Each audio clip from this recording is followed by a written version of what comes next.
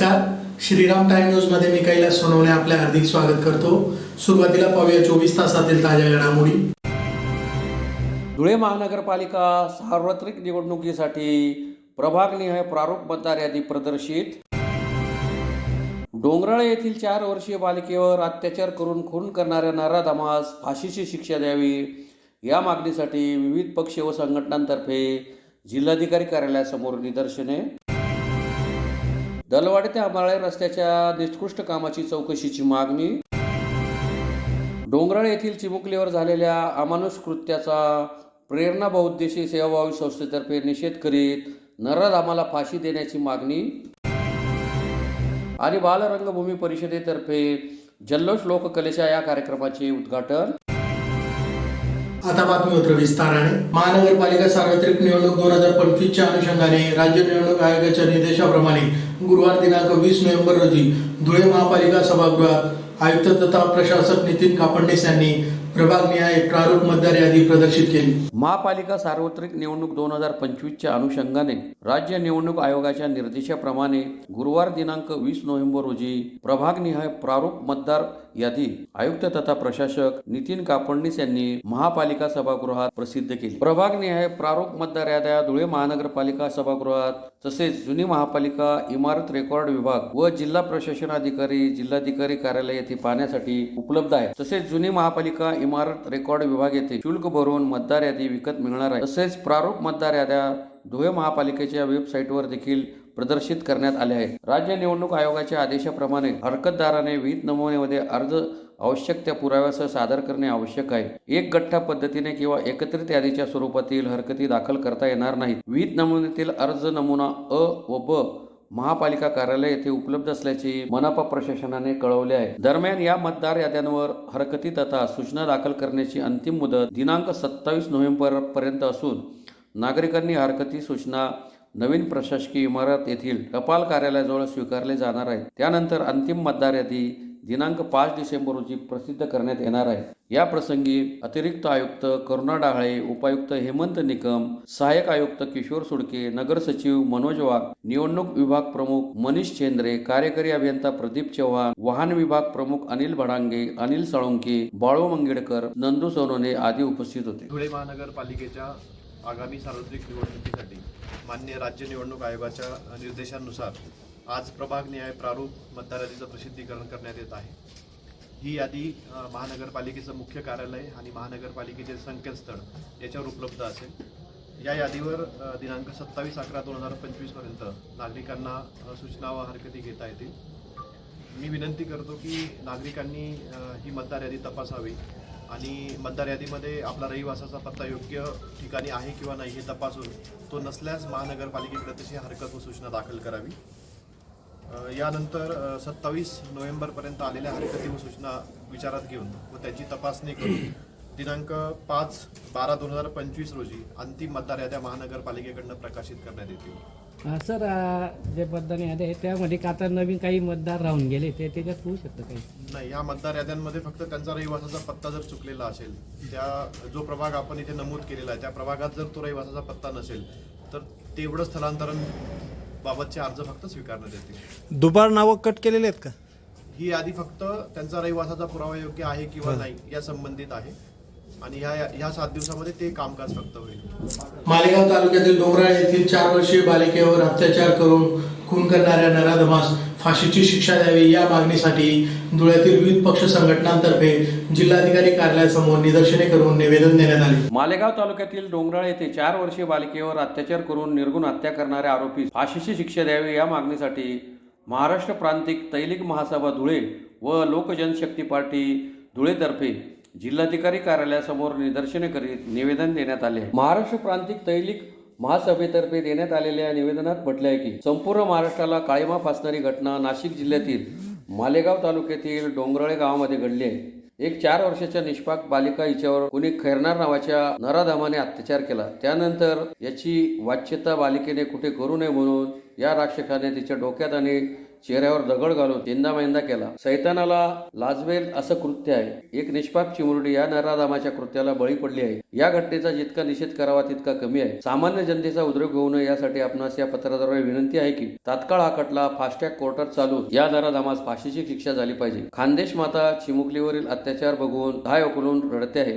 तिचे अश्रू उसा रक्तात न्हाऊन निघालेल्या या चिमुकलीला न्याय मिळवून द्या. कायद्याचा बालेकिल्ला म्हणून प्रसिद्ध झालेल्या नाशिक जिल्ह्यातील पोलीस प्रशासनाला विनंती आहे की या झालेल्या घटनेनंतर कठोर कारवाई करण्यात यावी. जनतेची भावना लक्षात घेता आपण शासनाला आमची मागणी तात्काळ पोहोचावी अशी मागणी करण्यात आली. यावेळी वैशाली चौधरी, छाया करणकाळ, मनीषा चौधरी, सुनंदा विस्पुते, कोमल विस्पुते, पूनम वाघ, तरला चौधरी, अश्विनी चौधरी, अरुणा चौधरी, मोनिका चौधरी आदी उपस्थित होते. लोक जनशक्ती पार्टी धुळे जिल्ह्याच्या वतीने देण्यात आलेल्या निवेदनात म्हटले आहे की नाशिक जिल्ह्यातील मालेगाव तालुक्यातील डोंगराळ येथे दिनांक 16/11/2025 रोजी डोंगराळ येथील विकृत बुद्धीचा विजय करणाऱ्या हरामखोर नराधामाने लहान नाजूक 3.5 वर्षाची यत्न जगदीश दुसाने हिच्यावर अत्याचार करून तिला दगडाने ठेचून तिची निर्गुणपणे हत्या केली. ही घटना अत्यंत भयावह व वाईट आहे. तरी या घडलेल्या घटनेबाबत फास्टॅग कोर्टात केस चालून न्यायालयाने तात्काळ प्रमाणे निकाल देऊन त्यात मरेपर्यंत फाशीची शिक्षा झाली पाहिजे. म्हणजे भविष्यात अशा विकृत बुद्धीच्या लोकांकडून असा प्रकार घडणार नाही. तरी न्यायालयाने लवकरात लवकर निर्णय घेऊन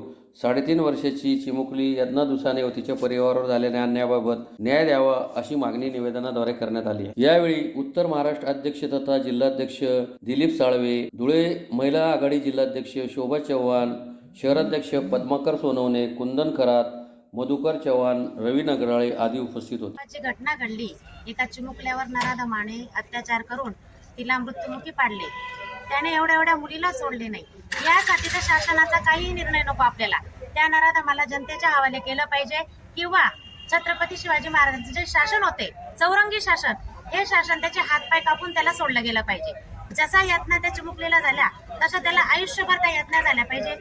ही सरकारला आमची नम्र विनंती आहे. फुले शाहू आंबेडकर पुरोगामी महाराष्ट्रामध्ये दिनांक 16/11 रोजी नाशिक जिल्ह्यातील मालेगाव तालुक्यात डोंगराळे येथे माणुसकीला काळीमा फासणारी एक अत्यंत दुर्दैवी घटना घडून आली.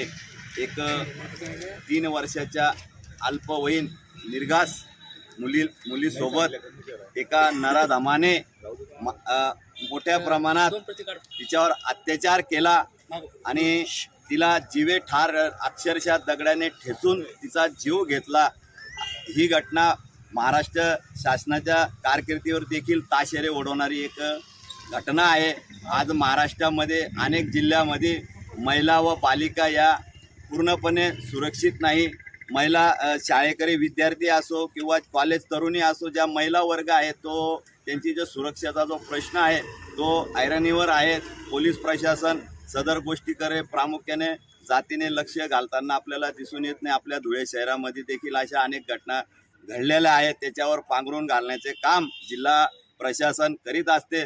सदर ज्या काही अशा घटना घडत असतात त्या घटनेवर पोलीस प्रशासन त्वरित ॲक्शन घेताना दिसून येत नाही. व काही दिवसांनी नराधमांना पकडून त्यांना गुपचूपपणे कोर्टात हजर करून आपली जी शासकीय प्रक्रिया असते ती प्रक्रिया पार काढण्याकडे त्यांचा कल असतो. परंतु अशा नराधमांना ज्या वेळेस पकडलं जातं त्यांना माझं एक वैयक्तिक मत आहे की अशा नराधमांना पकडल्यानंतर जे पीडित कुटुंब असतं त्या कुटुंबाच्या स्वाधीन करून त्यांना सांगावं का याला इथे जसं तुमच्या मुलीसोबत यांनी अन्याय अत्याचार केला त्याप्रमाणे त्याला देखील दगडाने ठेचून त्याचा जीव घेतला पाहिजे असं माझं व्यक्तिगत मत आहे. परंतु डॉक्टर बाबासाहेब आंबेडकरांनी जो कायदा लिहिला त्या कायद्याच्या अनुषंगाने या देशाचं सर्व न्यायव्यवस्था चालत असते. परंतु पोलीस एखादे जर गरीब व्यक्तीकडून जर गुन्हा होतो तेव्हा पोलीस पूर्ण ॲक्शन मोडमध्ये येऊन त्याच्यावर पूर्ण रॅपिड ऑपरेशन कोम्बिंग ऑपरेशन करून त्यांचे धिंड काढता हे काढता. परंतु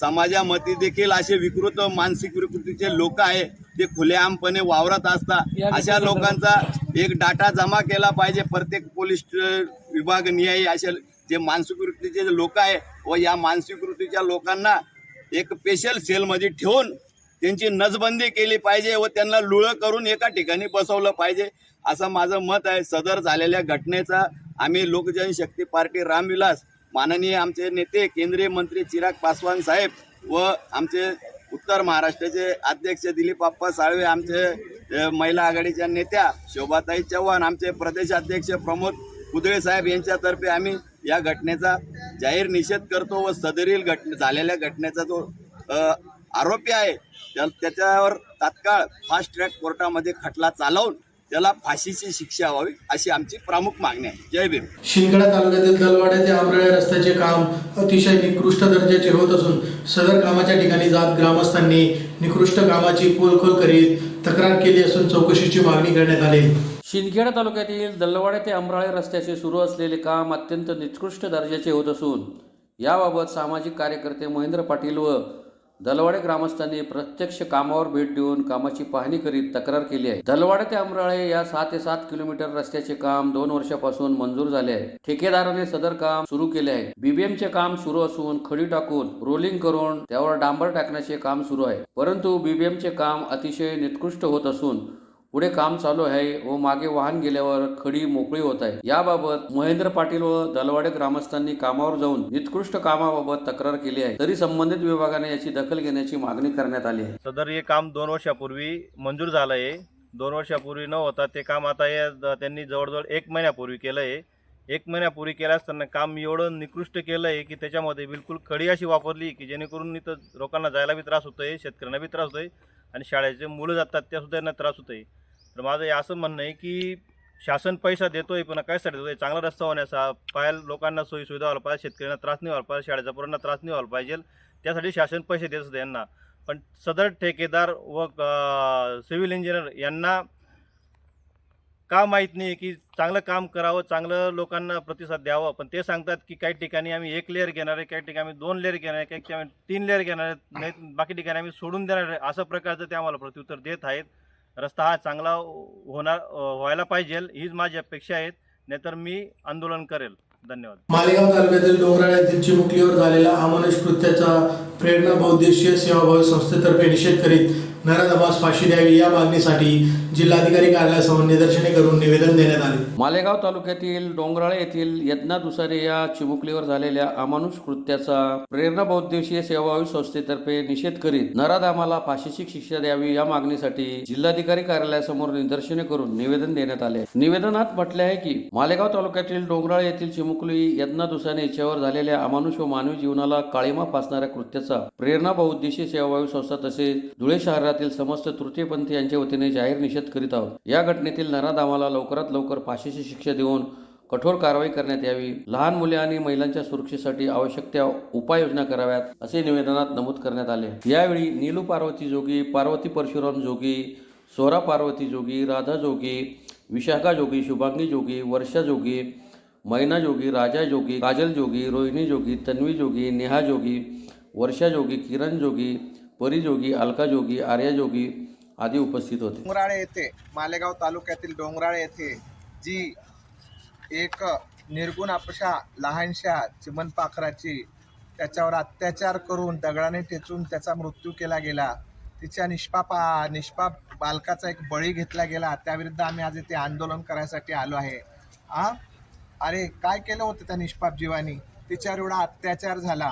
असे जर नराधम शेवटी जर अशाच गोष्टी या समाजात घडत राहिल्या तर कसं होईल या समाजाचं? तुम्ही म्हणता की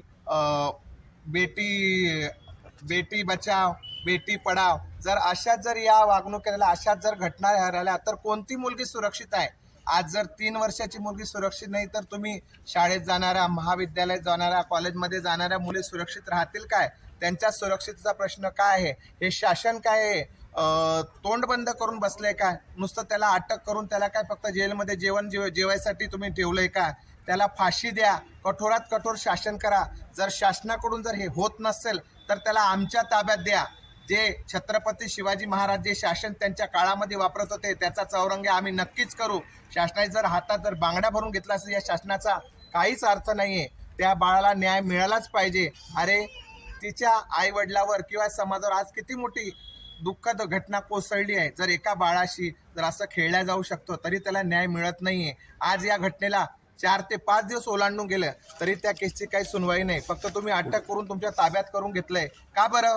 जर एका दिवसामध्ये लॉकडाऊन होऊ शकतं, एका दिवसामध्ये सरकार बदलू शकतं, एका दिवसामध्ये जे काही निर्णय घेतले जातात अख्खं राज्य बदलू शकतं, तर तुम्ही एका दिवसात त्या फाशी का बरं देऊ शकत नाही? हेच तुमचं शासन आहे. अरे आज जर मुलीची जात सुरक्षित नाहीये तर त्याचा काय उपयोग? तुम्ही जर नुसतं भाषणामध्ये बोलता किंवा घोषणा देता असं करा तसं करा, याला काहीच अर्थ नाहीये. त्या मुलीला न्याय मिळालाच पाहिजे, त्याला कठोर शासन झालं पाहिजे आणि तुमच्याकडून नसन होत तर आमच्याकडे त्याला द्या, हीच आम्हाला शासन दरबारी मागणी आहे. आणि त्या मुलीला न्याय मिळालाच पाहिजे आणि तिला या आंदोलनातर्फे आम्ही आमचा एक तृतीयपंथी समाज व प्रेरणा बहुउद्देशीय संस्थेतर्फे आज त्या मुलीला भावपूर्ण श्रद्धांजली देतो आणि तिच्या या लढ्यासाठी आम्ही आमचा हा लढा अखंड चालू ठेवू हे आम्ही सांगतो. बालरंगभूमी परिषद मुंबई व धुळे शाखेतर्फे शहरातील छत्रपती शाहू महाराज मंदिर येथे आयोजित जल्लोष लोककलेच्या या कार्यक्रमाचे पारंपरिक डफ वाजून ॲडव्होकेट नीलम शिर्के सामंत यांच्या हस्ते उद्घाटन करण्यात आले. बालरंगभूमी परिषद मुंबई तसेच धुळे जिल्हा शाखेतर्फे शहरातील छत्रपती शाहू महाराज नाट्य मंदिर येथे जल्लोष लोककलेचा या कार्यक्रमाचे आयोजन करण्यात आले होते. सदर कार्यक्रमाचे बालरंग परिषदेच्या मुंबई अध्यक्षा ॲडव्होकेट नीलम शिर्के सामंत यांच्या हस्ते पारंपरिक डब वाजून उद्घाटन करण्यात आले. जल्लोष लोककलेच्या या कार्यक्रमात एकल गायन, वादन व नृत्य तसेच सामूहिक गायन व सामूहिक नृत्य या कला प्रकारात धुळे जिल्ह्यातून एकूण 525 बाल कलावंतांनी सहभाग घेतला होता. यावेळी बालरंग परिषद मध्यवर्ती मुंबईचे अध्यक्ष ॲडव्होकेट नीलम शिर्के, बालरंग परिषद धुळे जिल्हा शाखेचे अध्यक्ष इंजिनियर सिद्धांत मंगळे, कार्याध्यक्ष हर्षल परदेशी, उपाध्यक्ष ऋषभ आयरे, राहुल मंगळे, परीक्षक सुरेश सोनवणे, प्राध्यापक संतोष आयरे, शाहीर स्वप्नील टोमरे आदी उपस्थित होते. कार्यक्रम यशस्वीतेसाठी कुणाल खैरनार, सुनीता दुसाने, ज्योती चव्हाण, शुभम माळी, वैशाली जामादार, पुष्कर पाठक, शशिकांत नागरे, जगदीश चव्हाण, राजेश बिराडे, विद्या जोशी आदींनी विशेष परिश्रम घेतले. कार्यक्रमाचे सूत्रसंचालन सदस्य हर्षल बागुल यांनी केले. आजचा कार्यक्रम आहे खरा जल्लोष लोककलेचा. बालरंगभूमी परिषद मध्यवर्तीकडनं हा कार्यक्रम केला जातो. प्रत्येक शाखेमध्ये बालरंगभूमी परिषदेच्या 27 शाखा आहेत महाराष्ट्रभर आणि प्रत्येक शाखेमध्ये जल्लोष लोककलेचा हा कार्यक्रम पहिला महोत्सव म्हणून केला जातो. हे दुसरं वर्ष आहे या महोत्सवाचं. गेल्या वर्षी जेवढ्या मुलांनी सहभाग घेतला होता यावर्षी दुप्पट मुलांनी सहभाग घेतला. म्हणजे आम्ही बालरंगभूमी म्हणून आमचं काम मुलांपर्यंत आणि मुलांना आमची आवड लावून देण्याचं काम करतो. त्याच्यामध्ये आम्हाला खरंच समाधान आहे. बालरंगभूमी परिषद कायमच मुलांच्या कलागुणांना, त्यांच्यामध्ये असलेला कलाकार बाहेर काढण्यासाठी एक कॉन्फिडन्स देण्याचं काम बालरंगभूमी करते. आणि आज धुळ्यामध्ये येऊन जल्लोष लोककलेचा एवढ्या मोठ्या उत्साहात साजरा होतो हे बघून खरंच खूप बरं वाटतं. बोला. आज धुळ्यातील छत्रपती शाहू महाराज नाट्य मंदिर या ठिकाणी बालरंगभूमी परिषद मध्यवर्ती मुंबई यांच्या वतीने आयोजित जल्लोष लोककलेचा हा कार्यक्रम, ही स्पर्धा शाहू नाट्य मंदिर या ठिकाणी होत आहे. या कार्यक्रमासाठी नीलमताई शिर्के सामंत आमच्या मध्यवर्तीच्या अध्यक्षा या स्वतः या ठिकाणी उपस्थित झालेल्या आहेत आणि या कार्यक्रमासाठी धुळे जिल्ह्यातील संपूर्ण जवळपास 400 ते 450 बालकलावंत या कार्यक्रमाला उपस्थित झालेले आहेत. बालरंगभूमी परिषदेचं उद्दिष्ट तोच आहे की आपल्या तळागाळातील जे बालक आहेत, ज्यांना कलेची आवड आहे, त्यांना व्यासपीठ उपलब्ध करून देणं व त्यांना संधी मिळवून देणं, त्यासाठी बालरंगभूमी परिषद नेहमी कार्यरत आहे. आणि ताईंच्या मार्गदर्शनाखाली महाराष्ट्रात 27 शाखा हे काम अविरत चालू ठेवलेलं आहे आणि यापुढे असंच राहील. बालरंगभूमी परिषदेचे कार्यक्रम हे वर्षभर चालूच असतात. या माध्यमातून आता विद्यार्थ्यांना कुठेही जाण्याची वेळ येणार नाही. बालरंगभूमी परिषद त्यांच्यासाठी विविध कार्यक्रम घेणारच आहे. आज हा जल्लोष लोककलेचा, हा लोककलेवर आधारित कार्यक्रम आपण या ठिकाणी घेतलेला आहे. पुढे विशेष दिव्यांग विद्यार्थ्यांसाठी आपण यहाँ के हम सिकंदर हा कार्यक्रम घेणार आहे. त्याचसोबत भविष्यात बालरंगभूमी परिषदेच्या वतीने विद्यार्थ्यांसाठी कला संस्कार शिबिर होत असतं. त्या ठिकाणी 3 दिवस निवासी शिबिर असतं. विद्यार्थ्यांना त्या ठिकाणी विविध खेळ घेतले जातात, त्यांना मार्गदर्शन केलं जातं, त्यांच्या कलागुणांना त्या ठिकाणी वाव दिला जातो. तिथं पालकांचा संबंध नसतो, तर मुलं हे निवांतपणे त्यांची कला मांडत असतात. असेच कार्यक्रम आम्ही धुळ्यातील कलाकारांना स्टेज उपलब्ध करून देण्यासाठी करत राहू. सर्व पालकांनी, शिक्षकांनी बालरंगभूमी परिषदेच्या संपर्कात राहावं आणि विद्यार्थ्यांना संधी मिळवून देण्यासाठी त्यांनी तितकेच प्रयत्न करावे. धन्यवाद. पुन्हा एक नजर ठळक घडामोडींवर. धुळे महानगरपालिका सार्वत्रिक निवडणुकीसाठी प्रभागनिहाय प्रारूप मतदार यादी प्रदर्शित. डोंगराळे येथील 4 वर्षीय बालिकेवर अत्याचार करून खून करणाऱ्या नराधमास फाशीची शिक्षा द्यावी या मागणीसाठी विविध पक्ष व संघटनांतर्फे जिल्हाधिकारी कार्यालयासमोर निदर्शने. दलवाडी ते आंबाळे रस्त्याच्या निकृष्ट कामाची चौकशीची मागणी. डोंगराळे येथील चिमुकलीवर झालेल्या अमानुष कृत्याचा प्रेरणा बहुउद्देशीय सेवाभावी संस्थेतर्फे निषेध करीत नराधमाला फाशी देण्याची मागणी. आणि बालरंगभूमी परिषदेतर्फे जल्लोष लोककलेच्या या कार्यक्रमाचे उद्घाटन. याचबरोबर श्रीराम टाइम न्यूजचे बातमीपत्र संपले. दिवसभरातील ताज्या घडामोडींसाठी पाहत राहा श्रीराम टाइम न्यूज. भेटूया पुढील प्रसारणात. तोपर्यंत नमस्कार.